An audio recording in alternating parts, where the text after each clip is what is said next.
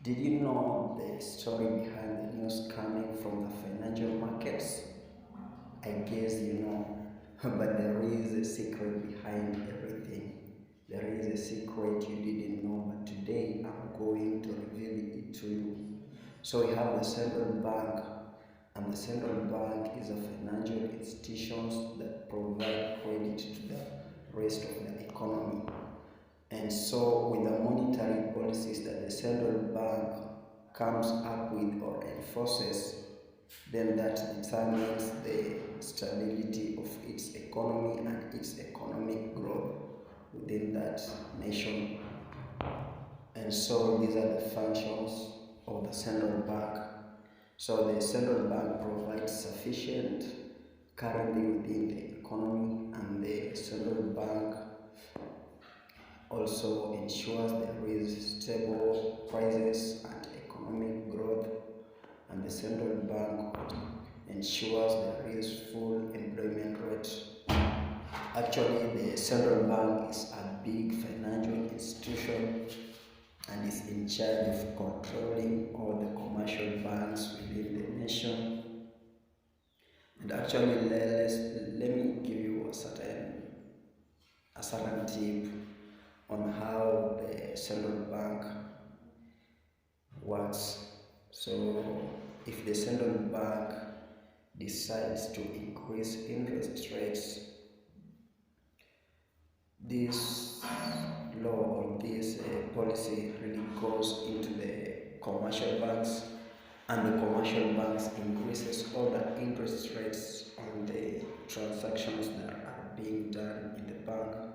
And so if the interest rates are increased, actually people will be discouraged to transact more, to do more transactions. And if people do little transaction, then there will be less currency flowing within the economy, and that actually reduces the money within the economy. And what if the central bank decides to reduce the interest rates? So people and the clients will really be encouraged to do more transactions within that economy. And if transactions are done more, there will be more money flowing into the economy, and that is it. So that is what the central bank does. It is in charge of raising interest rates and reducing it, raising and reducing it. Okay, so let's say that if it comes that in a certain nation there is high inflation rate, it is above the limit that was set, that if it goes above that, then there is inflation aside, and if it goes below that percentage, then we call that deflation. So let's say that in a certain nation you have inflation above 1%, the normal set limit. So if there is a lot of inflation, that means that the prices of the products are so high, there is little money flowing into the economy of that country is so bad.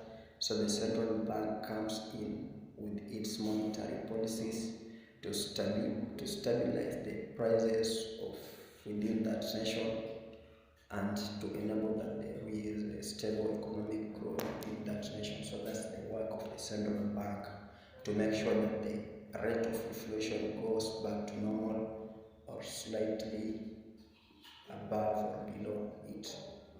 And if there is also deflation, the central bank is responsible for doing the same, coming up with its monetary policies to make sure that there is stable economic growth. The tools that the central bank uses to enforce its monetary policies. So the tool number one, the central bank lends money to the commercial banks, and the commercial banks lends it to the rest of the economy. So this is what normally happens.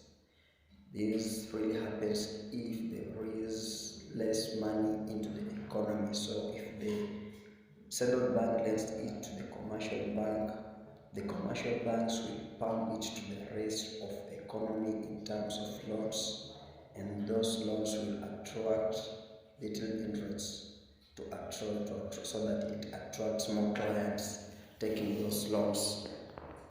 So we also have bank reserves, and bank reserves actually happens like this. So let's say we have John going to deposit money into a certain commercial bank. So John deposits 1 million, and in that 1 million, the central bank has a share from it. It shares with the commercial bank in a certain ratio. Let's say in a ratio of 10:1, the central bank has its ratio, maybe sharing it at 1 and the commercial bank taking it at 10. So that's how really bank reserves happen. So another monetary policy is the quantitative easing. Quantitative easing is where